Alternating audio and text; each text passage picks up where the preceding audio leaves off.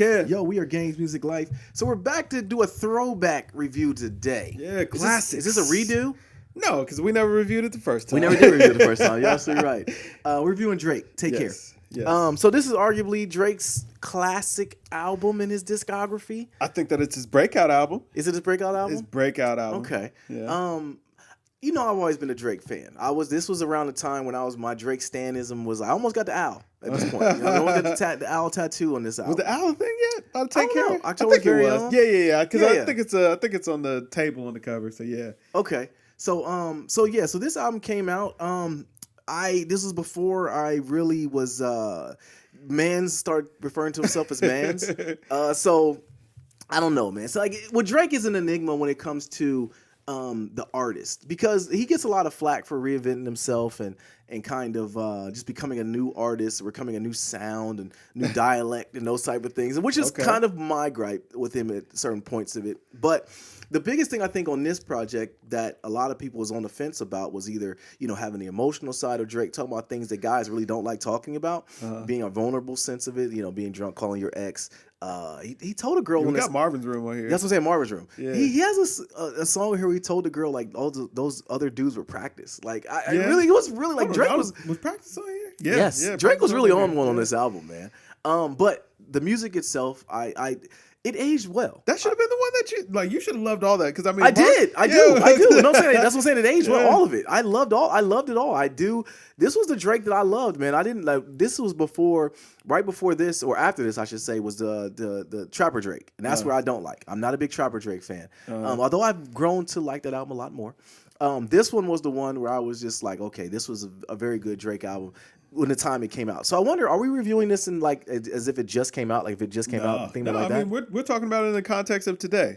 Yeah. Okay. How do you feel about that music today? I still like it. Okay. I still do. It makes it more clear that a lot of people are doing their best Drake impersonations right now, because even like the sound, this album kind of to me kind of ushered in the NBA YoungBoys, your what's the new dude's name, Rod Wave, whatever the guy's name is. A lot of these guys are doing Drake impersonations, and I think and after listening to this one, it became so evidently clear that like this is where they got it from. Hey man, but I mean, a lot of people say that Drake was, what I'm saying? Oh, he was. Staying still a little sauce around this album. He was, but that's always been Drake's thing. He's been the Shang Tsung of it all. But the fact that he Shang Tsung'd a lot of them and actually rode that wave with it, you got to give him some credit for that. Hey, you know what? I can't really knock him for allegedly Shang Tsunging sounds, because it's like, a lot of the people that he may have been inspired by, they grew to be stars. And I mean, it broke through on this album. Like, I mean, The Weeknd, we really didn't know who he was at this time. With that being said, though, this is kind of the Weeknd album. Are we going to give him any Drake any flack from the fact that The Weeknd's pen is a lot on this album? I mean, it took Drake to recognize the talent of The Weeknd had, you know what I'm saying, to really have this album be influenced by Abel's work. Okay. And we don't know how much of, you know what I'm saying, The Weeknd is on this actual album. It's just rumored. Yeah, he was in the tent at that time before he broke out of the tent. Yeah. Before he got his walking papers, and it was a Abel and Drake production. But recognizing that kind of talent is talent in itself. It is. You know what I'm saying? And honestly, this was a lot of people's first introduction to Kendrick Lamar. Now, was it the greatest introduction? Maybe not. But I mean, still having the foresight to know that, hey man, listen, this guy's going to be a star in the future. Now, the one thing I wanted to ask you, because one thing I listened to this album and I thought of you when I'm listening to it, was just I wondered if you got sad by listening to Wayne. Because this is the last version of Wayne that was actually very good. Yes. Nah. Yeah. Wayne was good after this for a while. I don't know.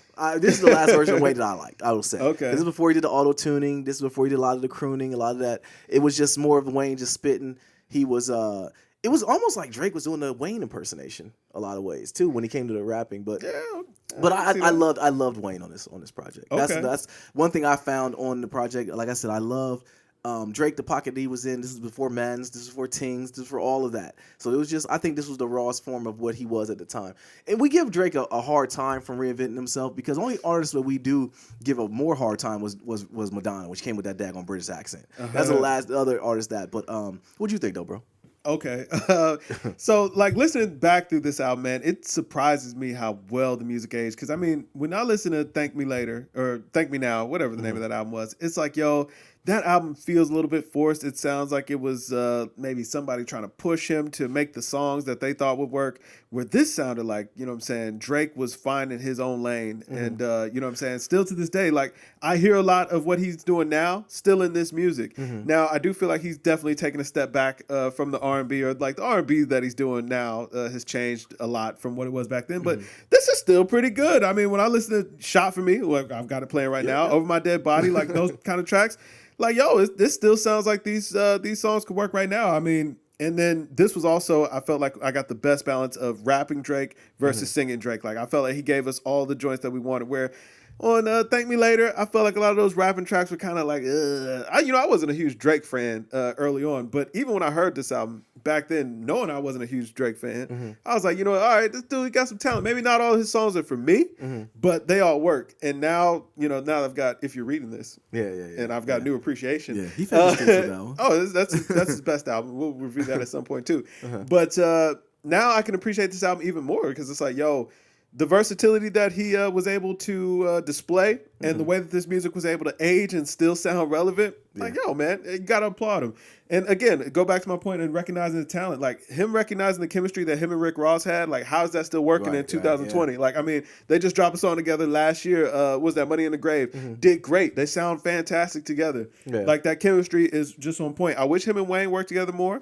Yeah. But Wayne don't really seem like he really fucks on rapping. Again, going back to The Weeknd and Kendrick, those kind of features, it's like, yo, his ear and knowing how talented Boy Wonder was, how talented what 40 could do. You know what I'm saying? Those sorts of things, it's like, yo, he really crafted his sound and then just ran with this sound for the rest of the decade. And he made minor adjustments, and he tweaked the music, tweaked the sound, his style, his flow, all that kind of stuff.